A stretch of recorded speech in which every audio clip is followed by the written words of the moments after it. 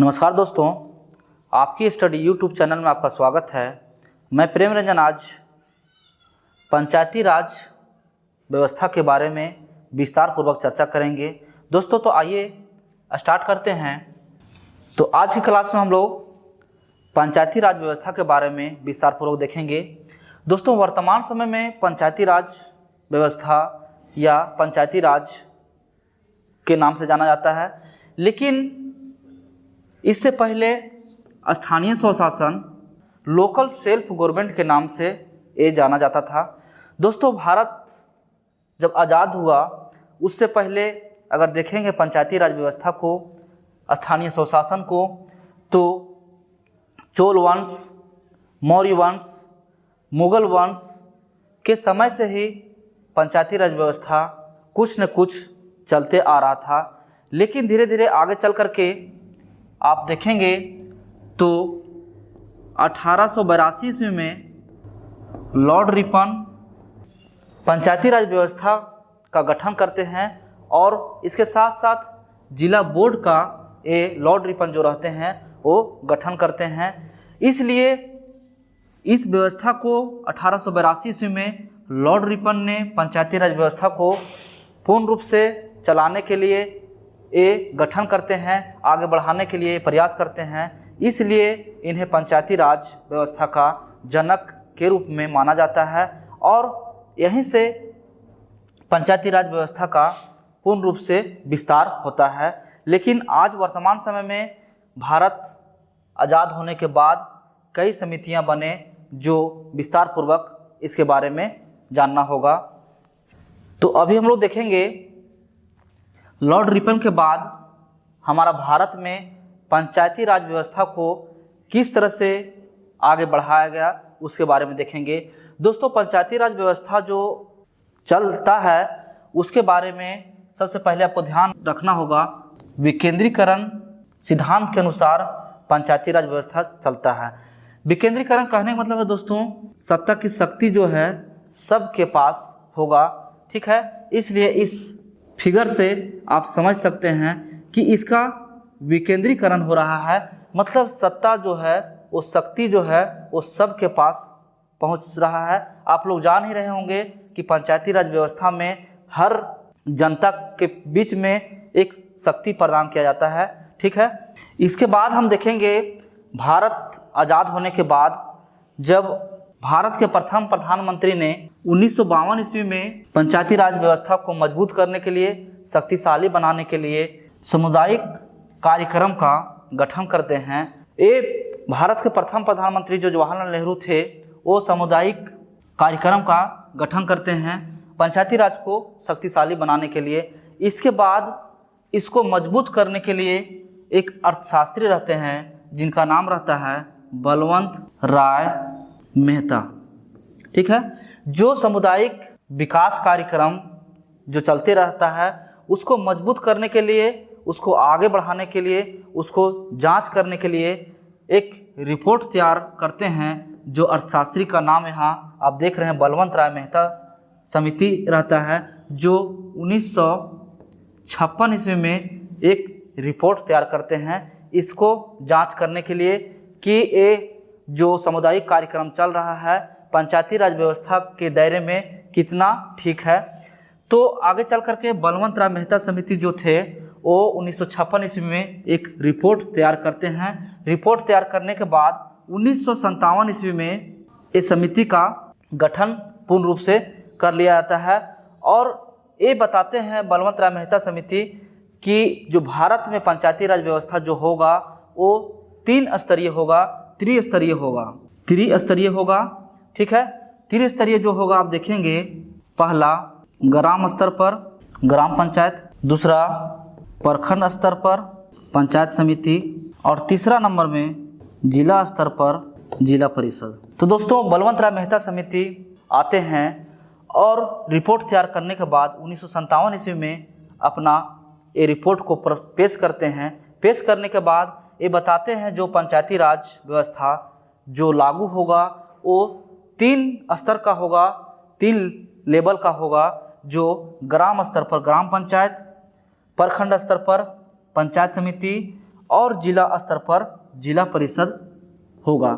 ठीक है, इसके बाद इसको और मजबूत बनाने के लिए, इसको पूर्ण रूप से लागू करने के लिए, पूर्ण रूप से चलाने के लिए आगे चल करके भारत के प्रथम जो प्रधानमंत्री बने पंडित जवाहरलाल नेहरू, आगे चल करके महात्मा गांधी के जन्मदिन के शुभ अवसर पे 2 अक्टूबर 1959 ईस्वी में राजस्थान के नागौर जिला में, सिर्फ राजस्थान का एक डिस्ट्रिक्ट था, एक जिला था नागौर, उसमें सिर्फ 2 अक्टूबर 1959 ईस्वी को पंचायती राज को प्रारंभ किए।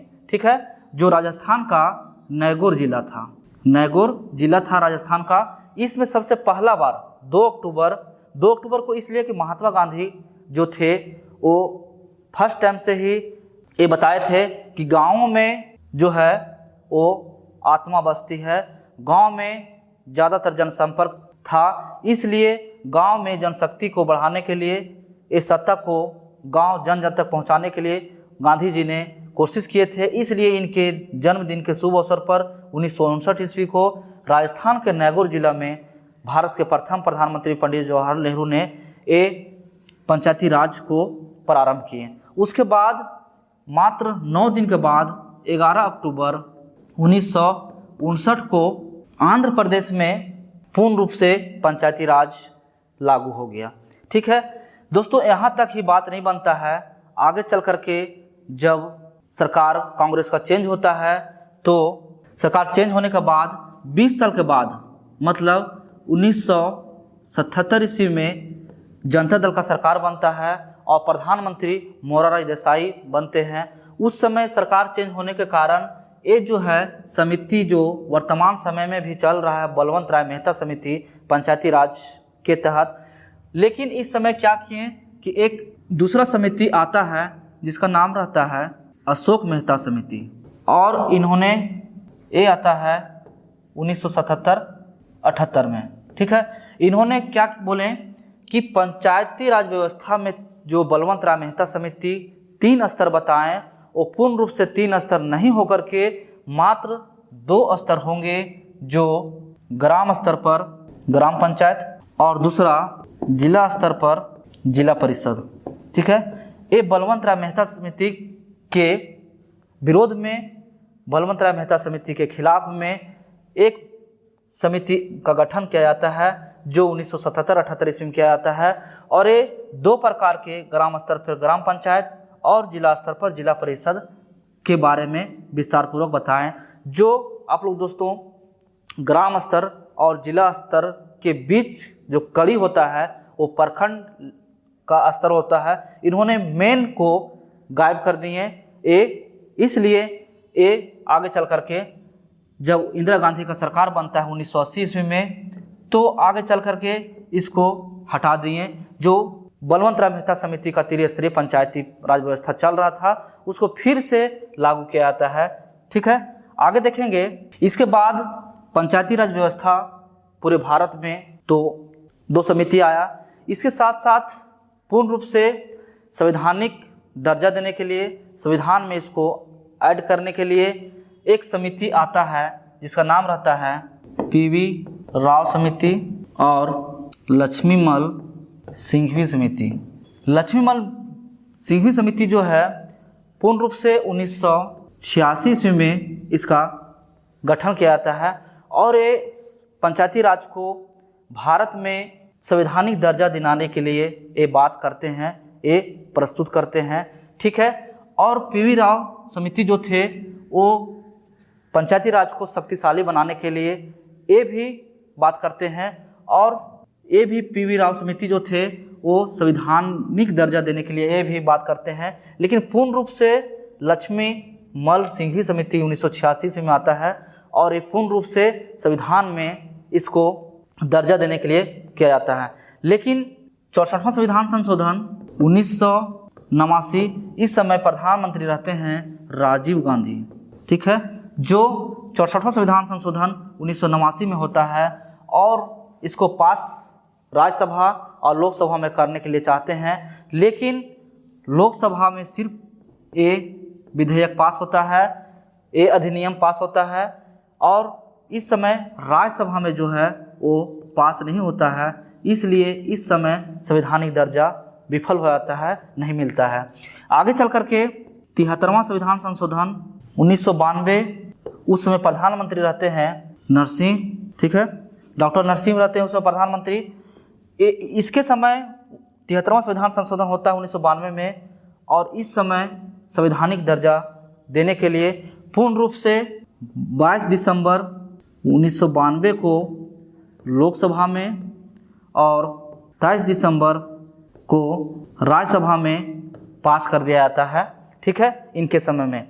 आगे चल करके 23 अप्रैल को राष्ट्रपति द्वारा इसमें मोहर लगा दिया जाता है। अंततः ये जो है वो पूरे देश में 24 अप्रैल 1993 ईस्वी को लागू हो जाता है, जो संवैधानिक दर्जा मिलता है, ठीक है। ये आप बात ध्यान रखेंगे। इसमें 24 अप्रैल 1993 को पूरे पूर्ण रूप से पंचायती राज व्यवस्था जो है पूरे देश में लागू हो जाता है। इसलिए प्रत्येक 24 अप्रैल को पंचायती राज या पंचायती राज दिवस के रूप में मनाया जाता है। ये बात को आप ध्यान रखेंगे। दोस्तों, इसके बाद 1993 के बाद जो एक क्वेश्चन देखेंगे आप कि संवैधानिक दर्जा मिलने के बाद पूर्ण रूप से सबसे पहला बार मध्य प्रदेश जो है वो पंचायती राज संवैधानिक दर्जा मिलने का पालन किया। उसके बाद दूसरा नंबर में कर्नाटक किया, ठीक है। ये बात को कहीं कहीं कर्नाटक देखने को आपको मिलेगा और कहीं कहीं आपको मध्य प्रदेश भी देखने को मिलेगा।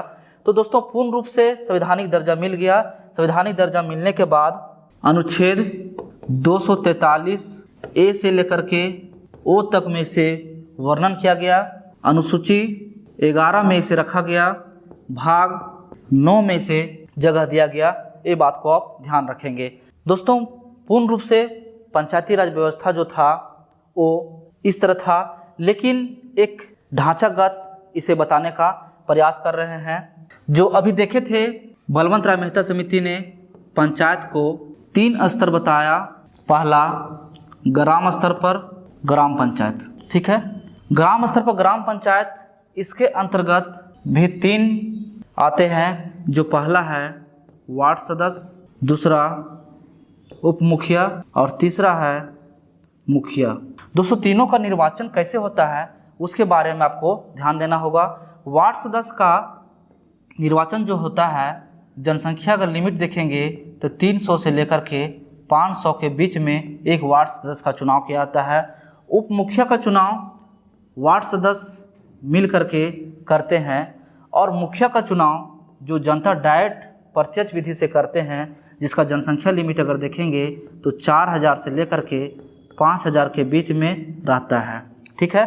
दोस्तों, इसका कार्यकाल जो रहता है 5 वर्ष रहता है, ठीक है, और कार्यकाल के साथ साथ इसका एज लिमिट जो है वो 21 साल पूरा करने के बाद आप वार्ड सदस्य में, उप मुखिया में या मुखिया के उम्मीदवार में आप खड़ा हो सकते हैं। एज लिमिट, ठीक है, कार्यकाल 5 वर्ष। दोस्तों, वार्ड सदस्य जो है डायरेक्ट जनता द्वारा चुना जाता है। उसके साथ साथ उप मुखिया को चुनाव जनता द्वारा नहीं, जो वार्ड सदस्य चुने जाते हैं अपने में से एक उप मुखिया का चुनाव कुल मिलाकर के सभी वार्ड सदस्य करते हैं, ठीक है। उसी तरह ये अप्रत्यक्ष विधि से हो गया, और डायरेक्ट जो चुना जाता है प्रत्यक्ष विधि से मुखिया का चुनाव डायरेक्ट जनता लोग करते हैं। दोस्तों, इसको हटाने की प्रक्रिया जो है वो वार्ड सदस्य इसको उप मुखिया को बनाए। उप मुखिया को हटाने के लिए जो बहुमत पेश करते हैं, सपोज कि अगर 12 वार्ड सदस्य रहें तो एक उप मुखिया का चुनाव किए, जो एक तरफ 7 आया और एक तरफ 5 आया। 7 वाला जो उप मुखिया बन गया। एक कुल मिलाकर के 12 वार्ड सदस्य थे, लेकिन जिस तरह से इसको बनाए उसी तरह से इसको हटा सकते हैं, ठीक है। मुखिया को हटाने के लिए जो डीडीसी के पास शिकायत दर्ज करना पड़ेगा, डीडीसी हटा सकते हैं, ठीक है। उसके बाद देखें दोस्तों, उप मुखिया जो है मुखिया को मदद करने के लिए एक पद है, ठीक है। उसके बाद पूर्ण रूप से अगर अभी देखें तो मुखिया इसको मदद कर रहा है, लेकिन मुखिया अगर किसी कारणवश पदस्थापित हो जाता है, अगर नहीं चलाता है या इसे कभी जॉब लग जाता है या मृत्यु हो जाता है तो इस कार्यकाल को मुखिया उप मुखिया जो है देखेगा, लेकिन मात्र 6 महीना तक वो संभाल सकता है पोस्ट को, फिर से चुनाव किया जा सकता है। चुनाव 4.5 साल अगर बिता दिया होगा तो चुनाव सिर्फ 6 महीना अगर बचा रहेगा तो चुनाव नहीं होगा, लेकिन अगर 4.5 साल से ज़्यादा कम बचा रहेगा तो चुनाव फिर से किया जाएगा। ठीक है दोस्तों, जिस तरह से हम लोग जनता के द्वारा मुखिया चुन करके देते हैं, ये मुखिया ग्राम पंचायत का अध्यक्ष के रूप में कार्य करता है। उसी तरह एक सरकार का भी यहाँ एक आदमी काम करता है, सरकारी उसका जॉब रहता है, जिसको बोलते हैं पंचायत सेवक। ठीक है, पंचायत सेवक ये ग्राम पंचायत का सचिव रहता है। ये सरकार द्वारा नियुक्त करके भेजा जाता है और एक हम लोग जो जनता ग्रामीण है वो चुन करके भेजे जाते हैं। दोनों को कोरिलेशन से पूरे पंचायत में डेवलपमेंट का काम किया जाता है। ठीक है, आगे देखते हैं। दूसरा नंबर पे अभी हम देखे थे पंचायत समिति। दोस्तों इसका भी अगर लेवल देखेंगे तो प्रत्येक पंचायत में पंचायत समिति का चुनाव जनता द्वारा किया जाता है।